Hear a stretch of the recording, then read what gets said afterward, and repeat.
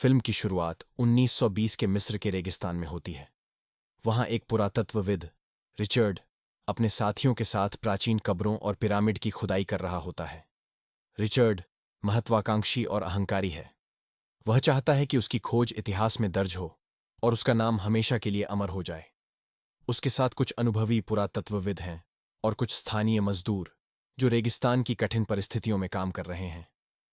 जैसे ही टीम एक पुरानी कब्र को अनकवर करती है, स्थानीय लोग उन्हें चेतावनी देते हैं। कहते हैं कि इस कब्र के अंदर एक प्राचीन और भयानक शक्ति बंद है। यदि इसे परेशान किया गया तो यह पूरे क्षेत्र के लिए खतरा बन सकती है। लेकिन रिचर्ड इन चेतावनियों को नजरअंदाज कर देता है। उसका ध्यान केवल खजाने और इतिहास के रहस्यों पर होता है। वह अपने साथियों से कहता है, ये केवल मिथक है। इतिहास के लिए जोखिम लेना जरूरी है। कब्र के अंदर प्रवेश करते ही उन्हें एक विशाल और डरावनी पत्थर की दीवार दिखाई देती है। इस दीवार पर लिखा होता है, दीवार को मत हटाओ, इसके अंदर एक प्राचीन शैतान बंद है। यह चेतावनी किसी भी सामान्य इंसान को रोक सकती थी, लेकिन रिचर्ड और उसके साथी इसे मिथक मानते हैं। उन्होंने बिना सोचे समझे दीवार को हटाने का निर्णय लिया और अंदर की रहस्यमयी जगह का पता लगाने लगे। जैसे ही पत्थर हटता है, एक अजीब और डरावना माहौल बन जाता है। दीवार के अंदर से हल्की रोशनी और अजीब आवाजें आने लगती हैं। शुरू में उन्हें लगता है कि यह केवल हवा और गूंज का असर है, लेकिन धीरे धीरे उन्हें समझ आता है कि यह किसी अति प्राकृतिक शक्ति का संकेत है। पहला डरावना घटना तब होती है जब एक साथी अचानक गायब हो जाता है। उसका शरीर मिट्टी की तरह टूटने लगता है। बाकी सभी सदमे में आ जाते हैं। रिचर्ड को अब महसूस होता है कि शायद स्थानीय लोग सही थे, लेकिन उसकी महत्वाकांक्षा उसे और गहरे प्रवेश करने के लिए मजबूर करती है। दीवार के पीछे एक गुप्त कक्ष दिखाई देता है। वहां उन्हें एक मम्मी और कुछ प्राचीन कलाकृतियां मिलती हैं। ये मम्मी केवल मृत शरीर नहीं, बल्कि प्राचीन शैतानी ऊर्जा से जुड़ी हुई है। रिचर्ड सोचता है कि वह इस ऊर्जा को उजागर करके अपना नाम इतिहास में अमर कर देगा। पुरानी हायरोग्लिफिक्स और इंस्क्रिप्शंस भी प्रकट होती हैं, जो बताती हैं कि यह मम्मी केवल एक राजा से जुड़ी नहीं थी, बल्कि उसकी पत्नी और अनुयायियों ने एक रिचुअल किया था। यह रिचुअल शैतान को अस्थायी रूप से कब्र में बंद करता है। चेतावनी दी गई थी कि अगर कोई इसे डिस्टर्ब करेगा तो शैतान आजाद हो जाएगा और घातक होगा। एक और घटना होती है जब रिचर्ड एक छोटा रेलिक उठाता है। जैसे ही वह गिरता है, जमीन में हलचल और धूल का विस्फोट होता है। टीम डर के मारे फैल जाती है। कुछ साथी पीछे हटते हैं, लेकिन रिचर्ड की महत्वाकांक्षा उसे और गहराई में ले जाती है। फिल्म में पहला वास्तविक हॉरर और सस्पेंस दिखाया जाता है कि मम्मी केवल मृत शरीर नहीं, बल्कि एक जीवित श्राप है। रिचर्ड दीवार के अंदर एक गुप्त रास्ता खोज लेता है।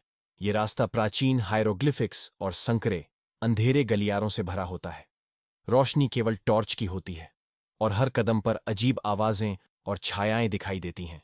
रिचर्ड और टीम को धीरे धीरे समझ में आता है कि यदि मम्मी को डिस्टर्ब किया गया तो केवल उनकी सुरक्षा नहीं, बल्कि पूरे क्षेत्र में अतिप्राकृतिक घटनाएं हो सकती हैं। एक साथी अपनी जान की परवाह किए बिना रिचर्ड को चेतावनी देता है, लेकिन रिचर्ड का अहंकार और जिज्ञासा उसे रोक नहीं पाती कि मम्मी के अंदर से कुछ शक्तिशाली ऊर्जा निकलती है जो तुरंत नुकसान पहुंचाती है। एक साथी की बॉडी गलकर धूल बन जाती है। रिचर्ड अंततः समझता है कि केवल लालच और महत्वाकांक्षा के कारण इसे डिस्टर्ब करना बहुत जोखिम भरा है। अब कहानी 1998 में पहुंचती है।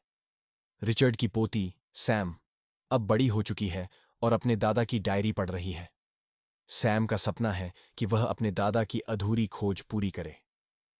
वह जानना चाहती है कि दादा ने किस तरह की खोज शुरू की थी और उसका असली उद्देश्य क्या था। सैम और उसके दोस्त उस जगह पहुंचते हैं जहां रिचर्ड ने खोज शुरू की थी। वे धीरे धीरे मम्मी के चेंबर में प्रवेश करते हैं। जैसे ही वे अंदर जाते हैं, अजीब आवाजें सुनाई देती हैं।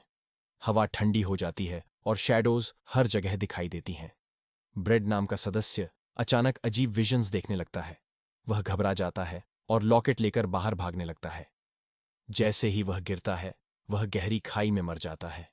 सैम और टीम ब्रेड का शव उठाकर सुरक्षित स्थान पर ले जाती हैं। उन्हें समझ में आता है कि मम्मी अपने पुनर्जन्म के लिए आर्टिफैक्ट्स और शवों के हिस्सों को जमा कर रही है। मम्मी अब पूरी तरह सक्रिय है। वह अपने पुराने कपड़ों और मैजिकल पावर्स का इस्तेमाल करके लोगों को मारती है।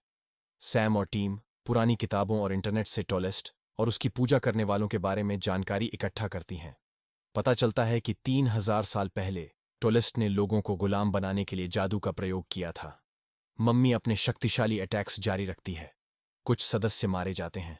सैम को पता चलता है कि इसे रोकने का एकमात्र तरीका है आर्टिफैक्ट्स और शवों के टुकड़े इकट्ठा करना। सैम को एक रहस्यमयी औरत मिलती है जो बताती है कि मृतकों की आत्माओं से संपर्क करके मम्मी को रोका जा सकता है। सैम और टीम ब्रेड और अन्य मृतकों के शवों से मम्मी की शक्ति को नियंत्रित करने की कोशिश करते हैं। मम्मी के पुनर्जन्म के लिए उसकी पत्नी का दिल जरूरी होता है। सैम और रैली मिलकर मम्मी के अंतिम हिस्सों को सुरक्षित करते हैं। कहानी चरमोत्कर्ष पर पहुंचती है। सैम और टीम पूरी तरह से तैयार हैं टोलेस्ट को रोकने के लिए। मम्मी पूरी शक्ति के साथ हमला करती है। गोलियां या साधारण हथियार उस पर असर नहीं करते। सिर्फ बुद्धिमानी और प्राचीन रिचुअल्स ही उसे रोक सकते हैं। सैम मम्मी के शरीर के अंतिम हिस्सों और आर्टिफैक्ट्स को इकट्ठा करके रिचुअल शुरू करती है। ब्रेड और अन्य मृतकों की आत्माएं भी मदद करती हैं। जैसे जैसे रिचुअल पूरा होता है, मम्मी की शक्ति कमजोर पड़ती है। वह क्रोध में पागल हो जाती है और फैक्ट्री में डिस्ट्रक्शन फैलाती है। अंत में मम्मी का पुनर्जन्म रोक दिया जाता है। टोलेस्ट नियंत्रित हो जाता है, लेकिन राली इस लड़ाई में अपनी जान गंवा देता है। फिल्म का अंतिम सीन सस्पेंस और हॉरर के साथ समाप्त होता है। टोलेस्ट का पुनर्जन्म हुआ, लेकिन उसकी शक्ति पूरी तरह अनलीश्ड नहीं होती। सैम बच जाती है और दर्शकों के लिए संदेश स्पष्ट है, प्राचीन शक्तियां कभी पूरी तरह समाप्त नहीं होती। तो दोस्तों, यह थी टेल ऑफ द ममी 1998 की पूरी कहानी। अगर आपको हमारी यह वीडियो पसंद आई हो तो प्लीज़ इसे लाइक ज़रूर करें। हमारे चैनल को सब्सक्राइब करें ताकि आप हमारी आने वाली हॉरर और मूवी एक्सप्लेनेशन वीडियो मिस न करें।